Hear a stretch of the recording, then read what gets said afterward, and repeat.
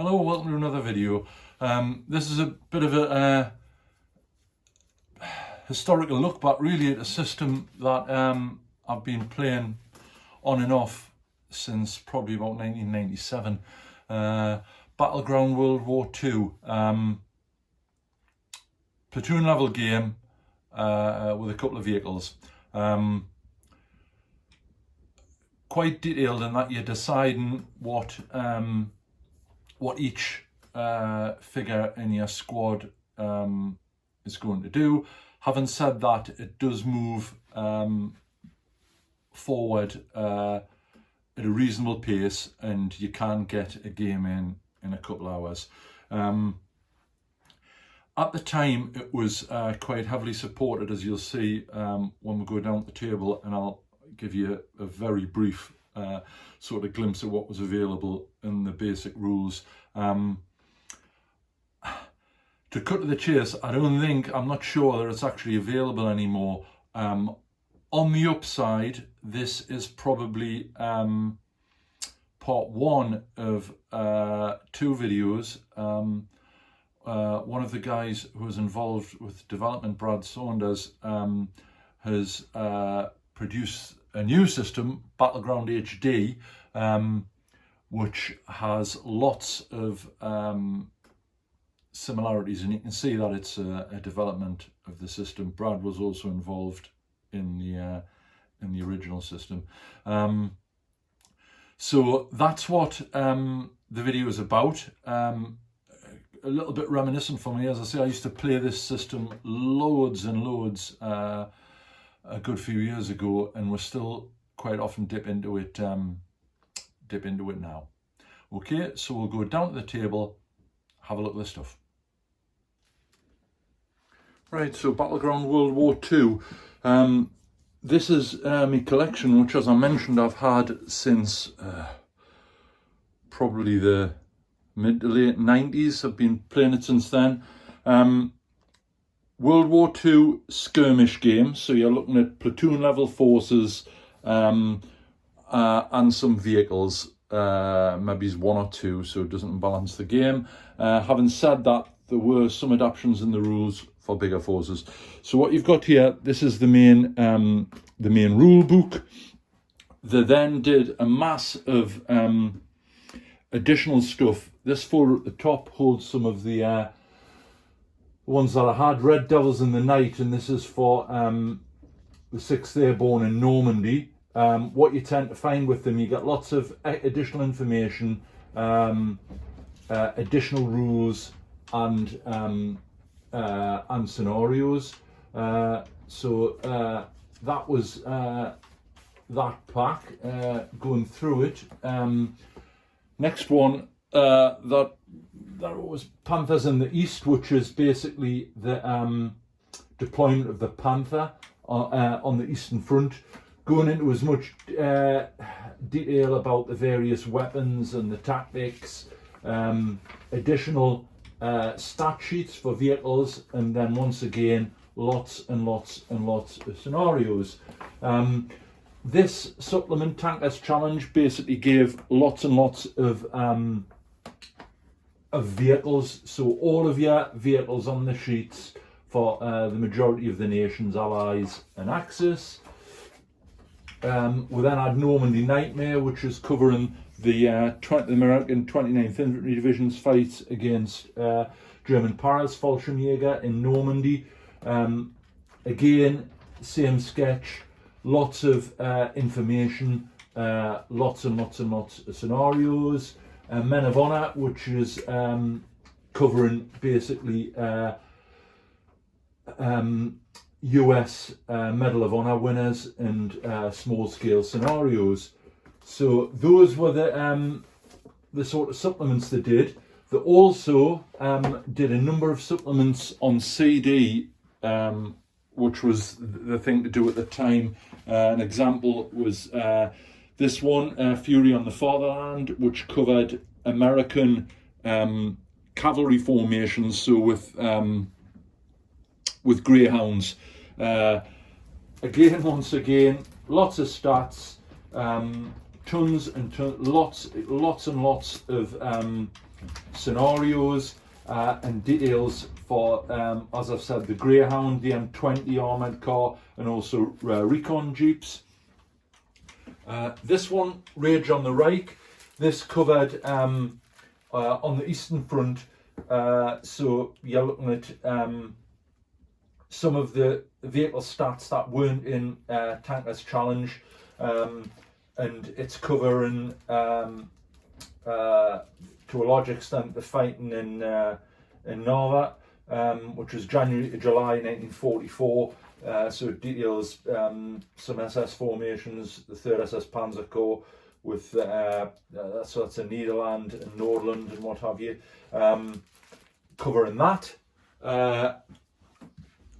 We also did a really nice scenario pack, which is this here, Key to the West, which is in the Ardennes and Piper's Drive to the Meuse. Sort of a campaign pack, basically. Once again, lots and lots of information. This came on CD-ROM as well. Had as an addition, it had the infrared stats for the Panther and the Owl, the 251 with the infrared searchlight on. Islands of Glory, which was the Pacific supplement for the Marines and the Japanese, US Marines and Japanese, and also Crusade for Empire, which basically covered the British in the desert and gives some additional stats. Right, so Battleground World War II. I thought I'd just give a very brief rundown of the rules system. When I got this, obviously you can see it's had quite a lot of use. Copyrighted as 97, and I think, to be honest, that's probably, I'll have got it very near that date. As I said, came in the this A4 folder, platoon level. So basically, it goes through what you need, standard rules, skills. It runs on a card initiative system. So basically, what you do, you have a card. So you could have, for example, black for Axis, red for Allied, and then you allocate a card to each of your units. Shuffle the deck, and that's how the activation goes. So it's random activation. Nice set of rules on sighting, checks with the distance, what the target's doing, various factors. It gives you a roll on a D20 that you need to achieve to spot. Then goes into lots of basic stuff. So the troop qualities runs from green, regular, veteran to elite. It covers, obviously, there's things like skill checks depending on how much detail you want to go. Small arms are covered, so the various weapons of both sides are covered. It has a designation, whether it's a pistol, a rifle, a self-loading rifle, an assault rifle, so that's covering things like the MP 43, 44 and STG 44, submachine guns, light machine guns, medium machine guns, heavy machine guns. There's a rate of fire which affects that, and obviously also a range.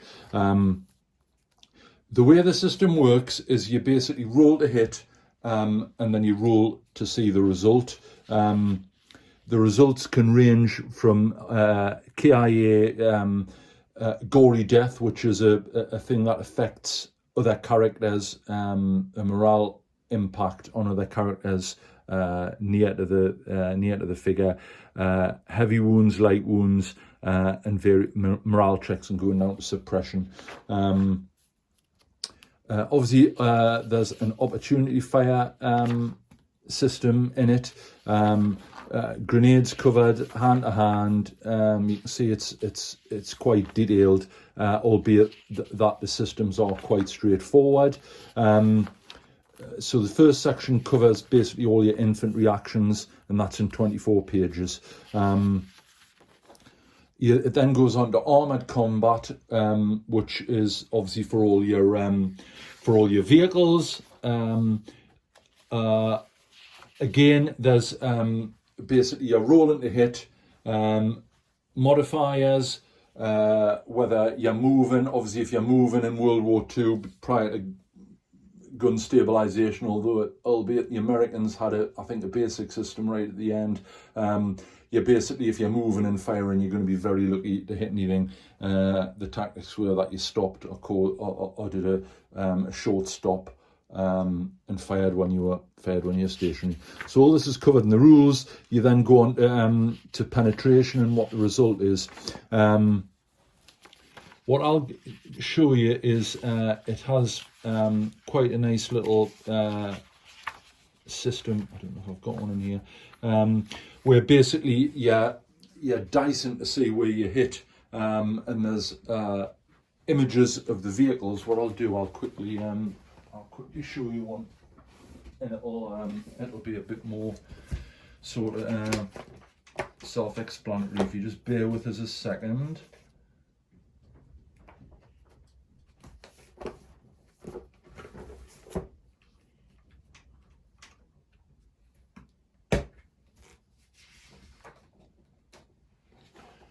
Right, so this is a stat sheet for a Panzer IV-H. Covers it's in the details there so that all the various marks are covered.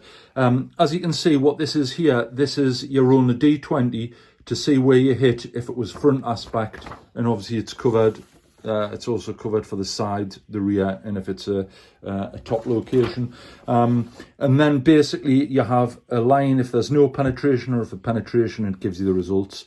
Obviously all the stats are along the bottom with regard to size of the target, hull factor, turret factor, and that's the thickness of the armour, and depending on what weapon you're using. So that's very, very briefly where the vehicle things come in. So there's a section on armoured combat, a nice section on artillery, so that's covered, so mortars, and then there's a section on terrain, how that affects movement and cover and what have you.